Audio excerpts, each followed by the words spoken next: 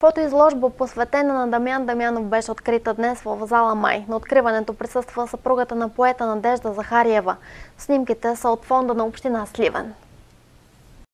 Фотоизложбата, разположена в зала Запад на галерия Май, включва много снимки, на които е големия поет, роден в Сливен, Дамян Дамянов. На снимките той е със семейството си, с известни и не толкова известни хора.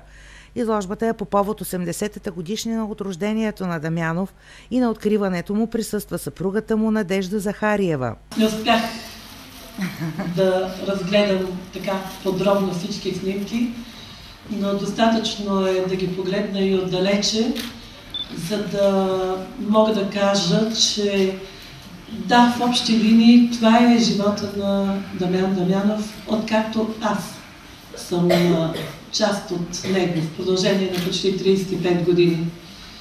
Тук са нашите 3 деца. Тук срещу мен е неговата учителка, госпожа Татяна Шиварова.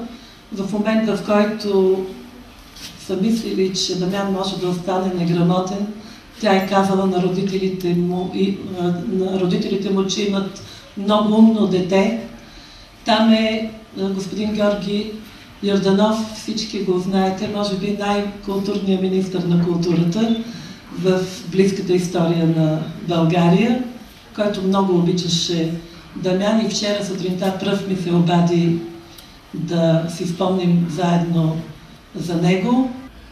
Това събитие днес е част от културния календар на община Сливен и днес ние отбелязваме с тази изложба община Сливен, заедно с хуманитарна гимназия Дамян Дамянов, 80 годишнината от рождението на един от най-големите сливенски поети Дамян Дамянов.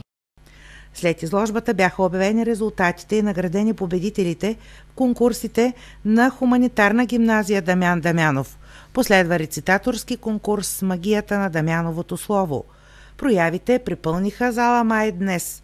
Организатори са гимназията, която носи името на поета, и община Сливен.